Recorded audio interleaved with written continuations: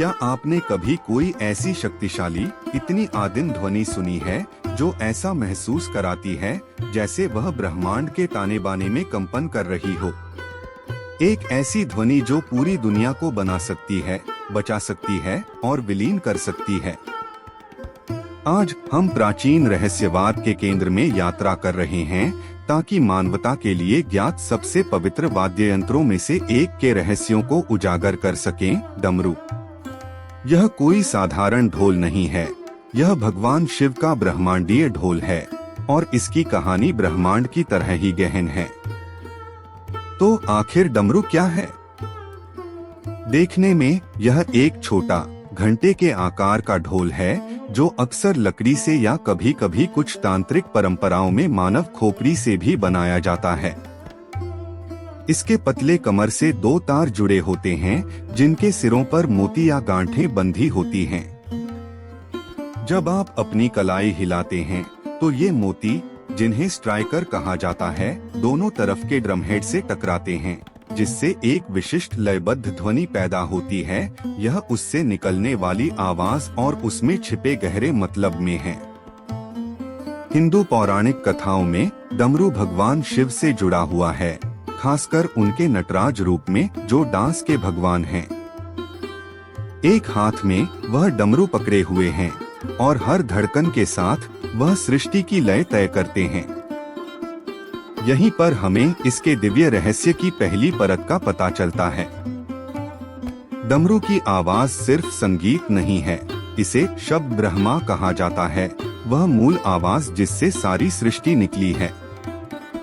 इसे big bang की तरह समझें, लेकिन पुराने आध्यात्मिक विज्ञान के नजरिए से बताया गया है।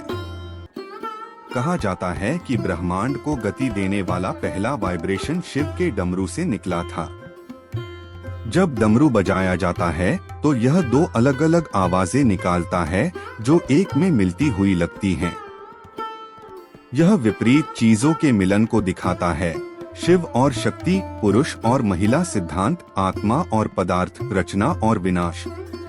वह जगह जहाँ रेत घड़ी के दो हिस्से मिलते हैं, पतला बीच का हिस्सा बिंदु की निशानी है, शुरुआत की जगह, वह खासियत जहाँ से सारी दोहरी चीजें और पूरा ब्रह्मांड निकलता है। तो हर बार जब डमरू बजता है तो यह दुनिया के इस कॉस्मिक डांस की याद दिलाता है, उन ताकतों का लगातार तालमेल जो हमारी असलियत को आकार देती हैं। लेकिन जब हम भाषा की दुनिया में उतरते हैं तो कहानी और भी दिलचस्प हो जाती है। पुराने ग्रंथों के अनुसार जब भगवान शिव ने अपने कॉस्मिक डांस तांडव के बाद अपना डमरू बजाया तो उन्होंने जो आवाजें निकाली वे रैंडम नहीं थीं। उन्होंने संस्कृत ग्रामर के बुनियादी सिद्धांतों को जन्म दिया। कहा जाता है कि महान ऋषि पाणिनि, जो एक मास्टर ग्रामर के जानकार थे, को शिव को डमरू बजाते हुए देखा था। जो 14 अलग अलग आवाजें निकली उन्हें महेश्वर सूत्र के नाम से जाना गया। ये 14 सूत्र संस्कृत भाषा की नींव है, जिसे देवताओं की भाषा माना जाता है। सोचिए जरा, माना जाता है कि दुनिया की सबसे पुरानी और एडवांस्ड भाषाओं में से एक का बेसिक स्ट्रक्चर सीधे इस पवित्र ड्रम के वाइब्रेशन से ट्रांसमिट हुआ है। संस्कृत के हर अक्षर, हर शब्द और हर मंत्र में उस ओरिजिनल कॉस्मिक वाइब्रेशन का एक हिस्सा होता है। इसलिए मंत्र मेडिटेशन और रिचुअल में इतने पावरफुल होते हैं, वे सिर्फ शब्द नहीं हैं। लेकिन सोनिक फॉर्मूले खास यूनिवर्सल एनर्जी के साथ गूंजने के लिए डिजाइन किए गए हैं, जिनकी शुरुआत डमरू की थाप से हुई है। आवाज और क्रिएशन से यह कनेक्शन डमरू के अनोखे घंटे के आकार को भी समझाता है। दो ट्रायंगल, एक ऊपर की ओर और एक नीचे की ओर, एक शक्तिशाली सिंबल हैं। ऊपर की ओर इशारा करने वाला ट्रायंगल मर्दाना एनर्जी, शिव अनदेखे पोटेंशियल को दिखाता है। नीचे की ओर इशारा करने वाला ट्रायंगल स्त्रैण एनर्जी, शक्ति, क्रिएशन और रूप की जाहिर दुनिया को दिखाता है। जहां वे मिलते हैं, ड्रम की पतली कमर पर, वह मिलन का पॉइंट है, वह क्रिएटिव नेक्सस जहां पोटेंशियल असलियत बन जाता है। पूरा यूनिवर्स अपने दोहरे स्वभाव में इस मामूली ड्रम के आकार में समाया हुआ है। क्रिएशन के अलावा डमरू की आवाज समय की रिदम और अस्तित्व के साइक्लिकल नेचर को भी दिखाती है। जीवन, मृत्यु और पुनर्जन्म, क्रिएशन, बचाव और खत्म होना, ये सभी इस कभी न खत्म होने वाली कॉस्मिक रिदम का हिस्सा हैं। स्थिर हिप्नोटिक धड़कन को यूनिवर्स की ही धड़कन माना जा सकता है, जो लगातार याद दिलाती है कि सब कुछ लगातार गति और बदलाव की स्थिति में है। मेडिटेशन में डमरू की आवाज पर ध्यान देने से हमारी अपनी अंदरूनी रिदम को इस यूनिवर्सल पल्स के साथ सिंक्रोनाइज करने में मदद मिल सकती है, जिससे गहरी शांति और कनेक्शन की स्थिति बनती है। यह माइक्रोकॉस्म हमारी अपनी चेतना को मैक्रोकॉस्म, विशाल कॉस्मिक चेतना के साथ अलाइन करने का एक टूल है। अब आइए अलग अलग तरह के डमरू के बारे में बात करते हैं, क्योंकि उनके मटेरियल का भी गहरा मतलब होता है। हालांकि ज्यादातर लकड़ी से बने होते हैं, जैसे चंदन या आम की लकड़ी अपनी गूंजने वाली क्वालिटी के कारण सबसे रहस्यमयी डमरू खोपड़ी वाले होते हैं, जिन्हें तिब्बती बौद्ध धर्म में थोपा कहा जाता है। ये पारंपरिक रूप से 2 स्कल कैप से बनाए जाते हैं, जो उनके टॉप पर जुड़े होते हैं। इसका मतलब बुरा होना नहीं है, यह नश्वरता पर एक गहरी शिक्षा है।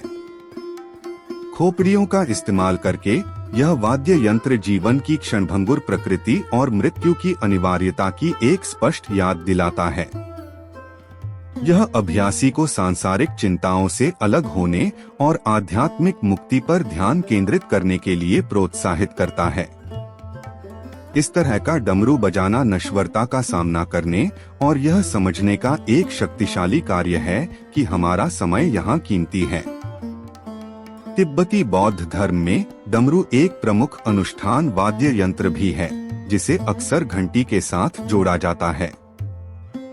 डमरू विधि और करुणा को दर्शाता है, पुरुष सिद्धांत, जबकि घंटी ज्ञान और शून्यता को दर्शाती है, स्त्री सिद्धांत।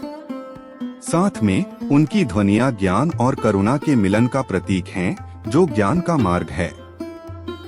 इसका उपयोग लामा और योगी देवताओं को बुलाने, भेंट चढ़ाने और अहंकार के भ्रम को काटने के लिए करते हैं। माना जाता है कि तेज खड़खड़ाहट वाली ध्वनि मन को अज्ञानता की नींद से जगाती है। तो यह प्राचीन ज्ञान आज हम पर कैसे लागू होता है? डमरू का रहस्य केवल एक पौराणिक कहानी नहीं है, यह हमारी अपनी असलियत को समझने के लिए एक प्रैक्टिकल गाइड है। यह हमें आवाज और वाइब्रेशन की ताकत के बारे में सिखाता है। मॉडर्न साइंस, क्वांटम फिजिक्स और साइमेटिक्स जैसे फील्ड्स के जरिए उस बात को कंफर्म करना शुरू कर रहा है जो पुराने रहस्यवादी हमेशा से जानते थे, सब कुछ वाइब्रेशन है। साइमेटिक्स दिखाता है कि आवाज कैसे चीजों में मुश्किल ज्योमेट्रिक पैटर्न बना सकती है। क्वांटम फिजिक्स बताती है कि सबसे बुनियादी लेवल पर असलियत ठोस नहीं बल्कि वाइब्रेटिंग एनर्जी फील्ड्स का एक जाल है। डमरू इस वाइब्रेशन असलियत का एकदम सही सिंबल है। यह हमें बताता है कि आवाज सिर्फ कुछ ऐसी चीज नहीं है जिसे हम सुनते हैं, यह एक क्रिएटिव फोर्स है। हम जो शब्द बोलते हैं, जो विचार हम सोचते हैं, जो म्यूजिक हम सुनते हैं, यह सब वाइब्रेशन पैदा करता है जो हमारी दुनिया और हमारी चेतना को आकार देता है। हम जो आवाजें बनाते और सुनते हैं, उनके बारे में ज्यादा जागरूक होकर हम भगवान शिव की तरह सृष्टि के डांस में होशपूर्वक हिस्सा लेना शुरू कर सकते हैं। जब आप डमरू की आवाज सुनते हैं, तो आप असल में कॉस्मोस का एक सोनिक मैप सुन रहे होते हैं। आप सृष्टि की धड़कन, असलियत का ग्रामर, समय की रिदम और सभी विपरीत चीजों का आखिरी मिलन सुन रहे होते हैं। यह जागने, चीजों की सतह से आगे देखने और उस दिव्य वाइब्रेशन डांस को पहचानने का बुलावा है जो हमारे चारों ओर और हमारे अंदर हर पल हो रहा है। यह एक आसान सा इंस्ट्रूमेंट है जिसका मतलब है दुनिया। तो डमरू की दिव्य आवाज का राज यह है, यह बिल्कुल भी राज नहीं है।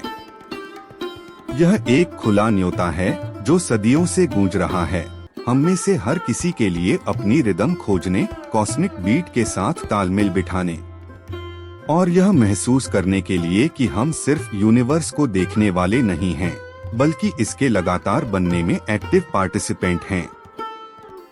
दिव्य आवाज आपके अंदर है, जागने का इंतजार कर रही है। डमरू के रहस्यों में इस गहरी खोज में मेरे साथ जुड़ने के लिए आपका बहुत बहुत धन्यवाद। मुझे उम्मीद है कि इससे आपको इस अविश्वसनीय इंस्ट्रूमेंट और इसमें छिपी गहरी समझ के लिए एक नई समझ मिली होगी। अगर आपको यह खोज पसंद आई तो प्लीज लाइक बटन दबाएं, पुराने ज्ञान की और यात्राओं के लिए चैनल को सब्सक्राइब करें और नीचे कमेंट्स में अपने विचार शेयर करें। आप और किन पवित्र सिंबल या इंस्ट्रूमेंट के बारे में जानना चाहेंगे, मुझे बताएं। अगली बार तक उत्सुक रहें और यूनिवर्स का संगीत सुनते रहें।